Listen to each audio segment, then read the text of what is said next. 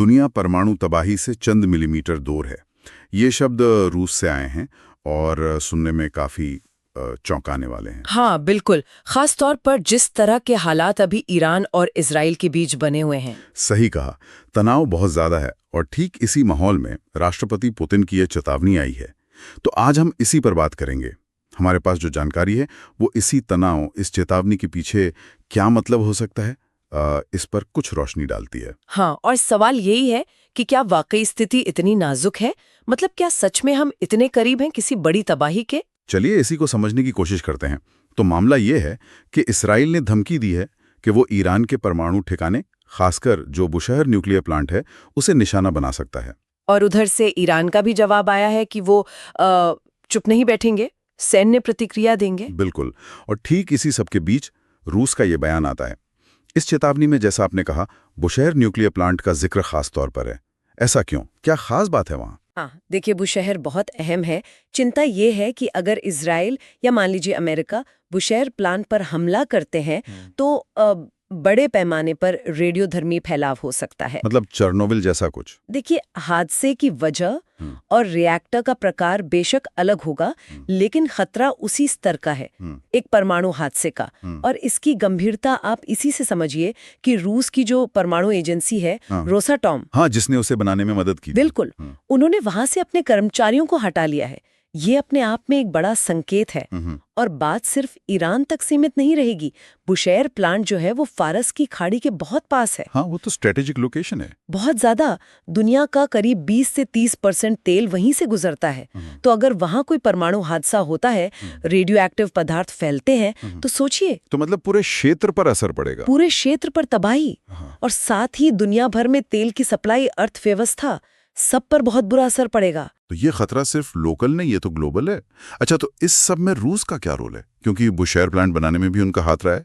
क्या वो पूरी तरह ईरान के साथ खड़ा है? ये एक पेचीदा सवाल है।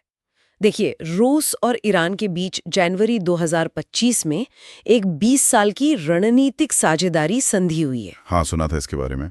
लेकिन ये कोई सैन्य गठबंधन नहीं है, जैसे नेटो होता है ना कि एक पर हमला तो सब पर हमला, वैसा नहीं है। अच्छा, रूस ने ये साफ भी किया है कि वो ईरान की तरफ से सीधे लड़ाई में नहीं उतरेगा। तो फिर वो क्या कर रहा है? फिलहाल जो दिख रहा है वो है नैतिक और डिप्लोमेटिक सपोर्ट। वो मध्यस्थता की पेशकश भी कर रहे हैं और साथ ही वो पश्चिमी देशों, खासकर अमेरिका की आलोचना कर रहे हैं कि वो मिडिल ईस्ट में आग से खेल रहे हैं। असल बात शायद ये भी है कि रूस खुद भी इस इलाके में कोई बड़ी लड़ाई नहीं चाहता। वो पहले ही यूक्रेन में उलझा हुआ है। एक नया मोर्चा खोलना शायद उनके हित में न हो। तो फिर पुतिन की ये चेतावनी की दुनिया तबाही से बस कुछ मिलीमीटर दूर है, इसे कैसे समझें? क्या ये सिर्फ एक पॉलिटिकल प्रेशर टैक्टिक है?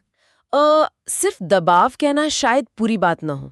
देखिए, खतरा तो सचमुच हम भी ले, इसमें कोई शक नहीं। अगर न्यूक्लियर प्लांट पर हमला होता है तो नतीजे भयानक होंगे। हाँ, वो तो है।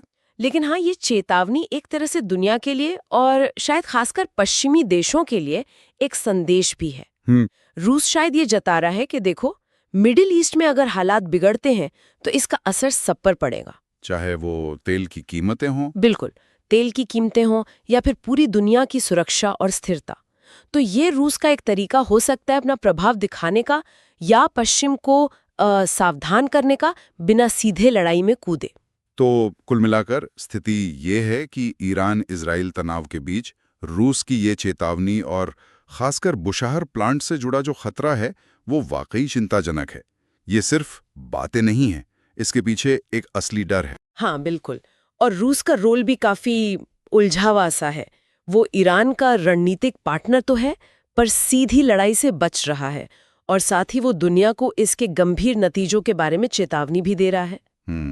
तो ये सिचुएशन न सिर्फ न्यूक्लियर सेफ्टी के लिहाज से खतरनाक है, बल्कि ग्लोबल एनर्जी सप्लाई और मिडिल ईस्ट का जो पहले से ही नाजुक संतुलन है, उसके लिए भी एक बड़ी चुनौती है। सही कहा।